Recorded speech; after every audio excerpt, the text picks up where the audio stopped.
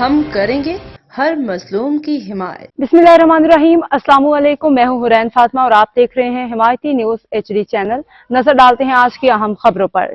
Karachi शालतीफ police की street criminals के खिलाफ कार्रवाई। थाना शालतीफ पुलिस ने मुख्तलिफ वारदातों में मुलविस मुलजिमान को गिरफ्तार कर लिया। पुलिस ने टेक्निकल बेस्ड मालूमात पर कार्रवाई करते हुए मुलजिमान को असलहा समेत गिरफ्तार किया।